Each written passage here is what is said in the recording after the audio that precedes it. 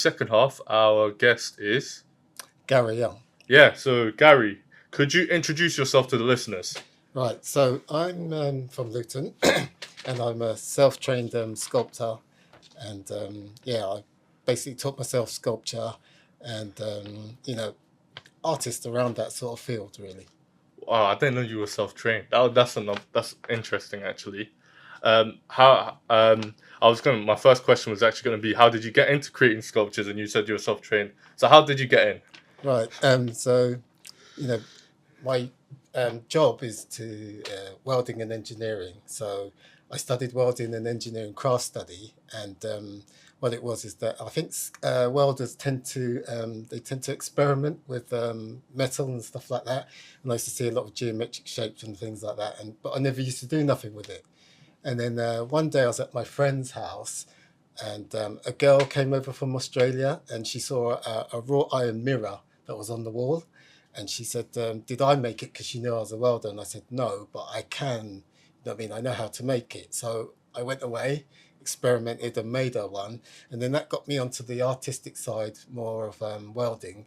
And then, from there, I started to use my transitional skills of welding to get into art and sculpture. That is very interesting. Like welding and engineering. From that, you've kind of got yourself into it. Like, was it more accidental, or was it more like it was first accidental, but you're more like, all right, I want to actually get into this now? I think now, you could say it was by chance, because before I was like doing making gym appliances for myself and that, and then with my friend, telling me about this wrought iron mirror, did I make it? That got me onto the creative side. And then I think I was at a restaurant and I saw like a hand that was sticking out of the wall, and I thought I could make one of them. And so I actually did. I went away, bought all the tools, got all the tools, and started making my own hand. I sculpted my own left hand in metal. I welded it, carved it, and made it out of metal. Wow, that is very interesting. Like, having to put your hand in that and then just kind of like bending it. Actually, can you go through the process of how you actually created that? Was it like through machinery and... Actually, I'm just gonna ask you the process. Yeah, okay, all right. So what it was is that I got a round metal plate, and then I put my hand on it, and I drawed around my hand with chalk, and then I got an oxyacetylene cutter, which is like a gas cutter torch, and I cut round the plate, and then I got the welding machine, and it's kind of like building up layers until you need the certain layers, the certain depths. And then I got my tools and actually cut around. I can show you. So this is Wow, so this is my own left hand that I made out of welding. that is all the folds amazing. and skin, That is amazing. the tendons, Yeah, flaps of skin. yeah. So It definitely looks like a trophy. Like you're giving someone a trophy and they've got a shiny metal hand. So that's probably the best description I've got. But definitely, it looks so amazing. It looks so realistic as well. You've got the details of the within the hand as well, and yeah, it looks amazing. Wow. Oh, thank you. So you use metal as well, yeah. You use metal, but what are some of the different materials you also use within making your sculptures? Right, yeah. So I started in metal, and then I went to stone. So started carving in stone, and then I used clay, and I did wanted to learn more, because I thought I needed to learn more, being self-taught. And so I went to a college in London, which is called the City Lit, for Saturday school. And I went there for a few terms, and then they saw what I could do. I showed them what I could do in metalwork, and they asked me to teach. They asked me, but I couldn't teach. I could only be a technician because I hadn't done the degree. So they took me on as like a technician for a few terms. But after a while, I left there because that wasn't my goal to teach. My goal was to learn, and I thought that I could carry on by myself. So Yeah. yeah. That's fair. That's fair. Because traditionally, like a generic idea of sculpting and making sculptures is around pottery. And I think there's a common misconception around the fact that, oh, you can also do metal, you can also do iron, you can do different materials. And I guess that's like the limitless expansion of how far one art can take to another piece of art, and then just expanding and making more progression and stuff like that. So, in terms of your sculpting journey, what do you think is the best sculpture you've created? All right. Okay. So I think probably the most interesting, you could say, is the one that I showed at the Attentive show, Yeah. which is LIVARNA. I think you saw that yourself. Yeah, I saw that. So it has a biomimicry style. Biomimicry is when you study nature, or you study, an animal or something, and you copy the attribute to advance, either technology or something like that. So my sculpture, I studied, like a tardigrade. You know what I mean? And I like the tardigrade because it's supposed to be an indestructible little microscopic animal, and LIVARNA is supposed to be APU, which is an anti-pathogen unit that goes inside of your body. And because scientists are developing nano robots to go inside of your body and kill pathogens, because we are overusing antibiotics. We go to the doctor, we say we want antibiotics when we don't need them, or we go to the doctor, get the antibiotics, don't finish the course, and therefore the bacteria or germs are getting resistant. So in the future, there will be no antibiotics left to actually tackle this. So my robot LIVARNA would go inside your body as a nano bot, and it go inside your body and hunt down pathogens. And I think you saw it yourself when it was at the Attentive celebration of Luton. That was beyond what I thought personally. But that's a very interesting story. And one thing you always like to hear, I have this term for like artists in general, the death of the author. Oh, right, okay. I feel like the best pieces of art are the ones that go contradictory, the ones that contradict what the author actually wanted for it. So that's interesting to hear, because I kind of thought of it as obviously a moving machinery, but I didn't think of it as like a nano robot trying to destroy pathogens within the body. So I never really thought about that interpretation. I don't think myself personally I didn't understand that, but yeah, I'm definitely surprised about that. All right, okay. Yeah, I think a lot of people were when they saw it and heard the interpretation of why I created it. You know, it it had the cameras to see, all the all areas of your body. It gets injected into the bloodstream and it passes out. I haven't thought about how it would pass out yet, but it doesn't live in your body forever, and actually it's based on a science fiction film in where they injected a small marine like craft inside the body with some scientists that were going to cure this man's cancer, and it was based on a film back in, I think it was the 60s, that I did like, so I was into the future back then when I was young. That's definitely fair, and it's great to hear like your purpose and your inspiration behind why you created it, and also what you wanted the viewers to kind of actually see. And obviously, everyone has their different interpretations about what they thought it was about, and that's very interesting to see. In terms of like when you're creating a sculpture, what inspires you? What are your like inspirations into creating a sculpture or creating a certain type of sculpture? Right. I do go for the engineering look, because that's where I what do you call it? That's my because I'm part-time sculptor. I haven't quite made it yet to go full-time, but I do go for the engineering look, and I do look at insects. I do look at animals.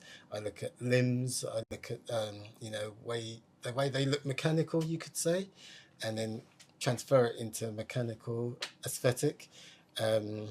Yeah, so and then even if it's what do you call it, psychology, I tend to like to look at psychology and how people can interpret things in a psychoanalytic way of reflecting in their youth, of what happened in their youth and what's happening now.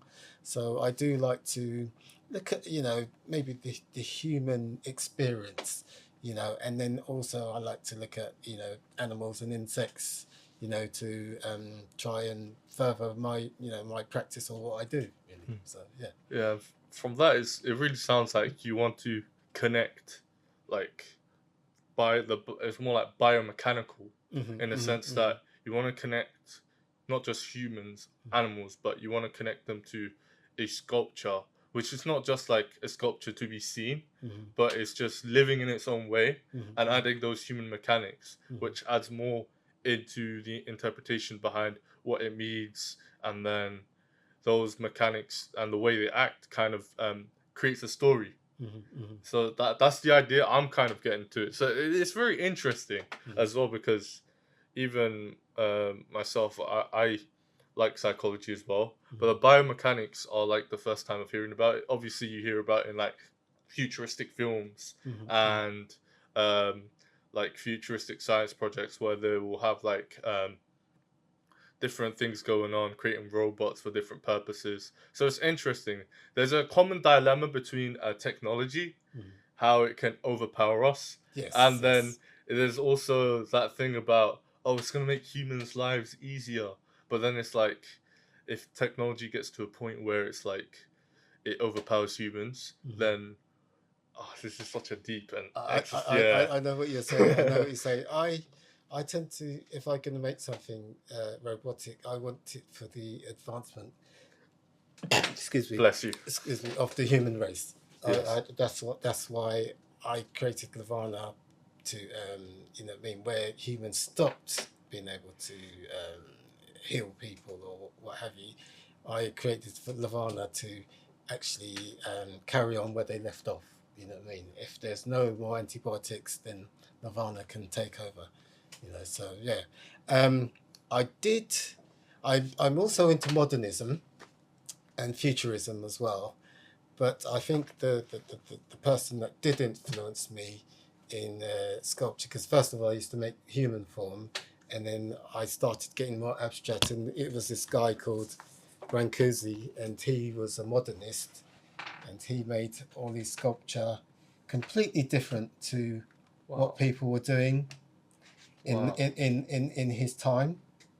So this was in, say, 1926. A lot of people were making like statues of, and some people called it over statuification, you know what I mean? But he started to make, more abstract things that looked like, they were from outer space, kind of like the Egyptians would. Yeah. I saw the Egyptians as people from the future, their pyramid was, like the modern day, could you say, Eiffel Tower, or the modern, it was the biggest thing in the desert at the time, but it was covered in white marble. Yeah. So when people would actually step into the desert or into the view of where the pyramid is, they were faced with this big, massive, is it tetrahedron? You know what I mean? A white one. You know what I mean? People weren't making things like that. It was like something from outer space. So with Brancusi, he was doing completely the opposite to what other people were doing. And that's what I try to do, with my work. Not just robotics, but also I'm into brutalism, modernism and futurism. So, definitely. Yeah. Obviously, unfortunately, even as someone that I like to dabble into creative things as well, I unfortunately don't know those terms too well. But from the sounds of it, it's more like you want to bring a unique touch. You don't want to go with the beaten track of what things have to look like. You want to give it a sense of purpose, and like in terms of like creating an image in your head. And with the Brancusi, which you were mentioning, definitely I see the parallel in which it's like, it's not conventional. It's something that you would expect, but it's something that imagination can create, and the power of our imagination is limitless. So yeah, In terms of like a financial point of view, in terms of being a sculptor, Mm. how is that like in terms of like creating an income and everything else? Because that's also interesting. Being an artist and also having an income is something that can sometimes be a little bit problematic. So how's that been for you? And what opportunities, if someone was to go into, or someone is a someone that makes sculptures, what financial opportunities are there for them? Financial opportunities. Well, there's funding that they can apply for, um, and there's a lot of what they call open calls where you don't have to go to university. You don't have to be a trained artist. You can just apply to an open call, and try and what do you call it, and get into the show by presenting your work through the open call, and then maybe you can win, like a prize money, or go for bursaries, things that give bursaries, apply for bursaries. Me myself, I've been more, let me see now, exhibiting in galleries, and shows. I've been in, last year I was in, do you know the Butte Street team from Luton? Yes, I do know the Beat Street team. So I was invited back as a previous winner in 2021.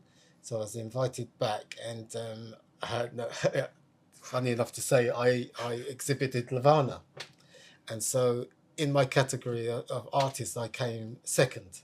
Ooh. So I thought that was quite an achievement for something that was abstract as that and into robotics, and people were intrigued and they liked it. So you can, I entered that. Then I entered after that in September. I entered a place called the Letchworth Broadway Gallery. I entered that, and it was an open call, and I've exhibited with them before, and I won the category of best artist. I mean, in my category. So you can apply, to these open calls, and sometimes you have to look to see what they're offering, and if it's a case of money or a bursary, or if it's a case of your own show to give you more exposure, then maybe in the long run you can get an income from that. But at the moment, I have to, as I say, I'm not famous, or I haven't quite made it yet, but I have to fund my own self at the moment. But you can apply for funding in certain establishments to get your projects going. So yeah. Yeah, that's pretty interesting. Do you think it's important that if you're not being funded to do it, it's important that you build a portfolio and the reputation, kind of per se? Yeah. Some galleries do like portfolios, and some don't want you to send it. You know what I mean? Or just give them a portfolio and just it's best to write to them, or write to them stating what you are, what you do, and then try and get an interview with them in that way. Or like I said, the open calls, to get yourself out there. Basically, the open calls are the easiest, you could say, route. But you might have to apply for a few to actually get into, instead of applying for one, apply for three. You know what I mean? And you might get into one. I remember I applied for 4 and I got into 2. You know what I mean? So Fair play. Yeah. That definitely sounds like that. It's like a for an actor open casting call, and you just keep on applying until you get it. And yeah, that sounds very interesting, because I don't think many people really that I actually, this is probably me generalizing. I think a lot more people do go into like sculpting, but the sculpting that you do is something that I've never really imagined it being like around, because when I associate sculpting, I associate with pottery and that form of sculpting. So having that sculpting in different ways, creating machinery, and I still remember this one art piece. I think everybody has seen it. So the one where the robot is sweeping blood. Yeah.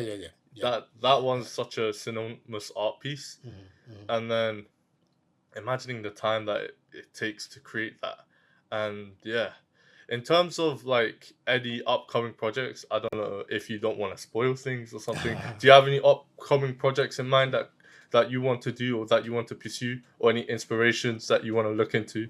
Yeah, so I've applied for let me see a show that's coming up, and I want to put like a piece that I've been working on this year and last year. So hopefully, I keep that a little bit under wraps, but hopefully I will get into that one. And then at home, I'm making like a what do you call it, a laboratory looking piece. It's sort of futuristic. So it's to do with the human psychology as well. So when it is shown or seen, people wonder, what is the psychological meaning of that, and can they relate psychologically to it? So I am working on projects, but then I know what I'm like, and I'll keep working on one, put down one, Yeah, pick yeah. one up. I do finish them, but Yeah. and people have seen some of the results, so Yeah. hopefully they do like it. But yeah, Yeah. that's me for the future. Yeah, I guess that's the life of the artist. Oh yes. No work is ever done. So my final question before we wrap up the show: what advice would you give to someone who wants to get into creating sculptures?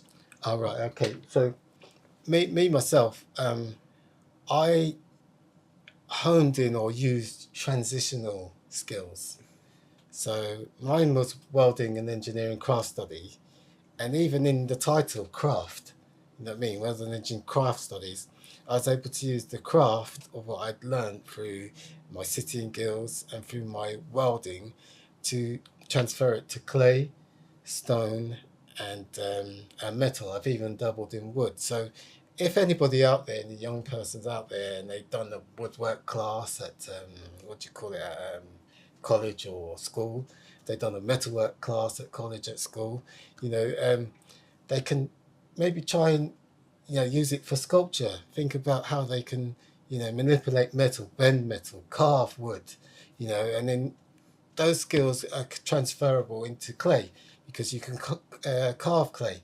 You know what I mean? So that would be my advice. And also another advice is if they're doing it by themselves and they've actually got a practice, or they've been to university and that, join a group. Join a group of artists, and the group of artists will help encourage you. They'll show you different events that are going on, or different open calls, or different exhibitions. And, I think they could be stronger together, because I'm part of 2 groups now, and, it will help them to grow, as being a part of a group, and groups do things, they organise things, like you're in part of a group. Yeah. They're attentive, and I'm Yeah. sure that is benefited your practice as well. So Definitely, yeah. I think being a part of a group, not only you have that backing, I feel like having the backing that everyone kind of not trusts you in a way, but you know that you get the opportunity to be able to build something with them, and obviously learn from other people. And having that, especially in a community group, it creatively challenges you. You're like understanding the other person's work, also helping them, or they're helping you, giving you advice. And yeah, definitely good advice in terms of bringing people into groups, because then it's more like there's a family around. There's more of a human association around it. So that definitely sounds nice. So thank you very much, Garry, for being the part of the second half of the show. I've been very intrigued to listen about your sculpting journey and some of the materials you dabble in, and also obviously talk about LIVARNA. yeah, okay. So yeah, any final words? Any final words? Yeah, well, hopefully I've given the youth, or anybody listening, a key to start getting out there and doing stuff. If you've got a shed, if you've got a garden, Yeah. a spare room, just get out and start creating. It's like therapy for yourself, and therapy for those that are looking on. So you cannot lose. You cannot lose. Definitely. That is a good note to end the show. I have been your host, Manveer, with our guest for the second half, Garry Young. and this has been Youthology Radio every 2 weeks on AUK Radio on a Wednesday, brought to you by Attentive Social Enterprise, and goodbye.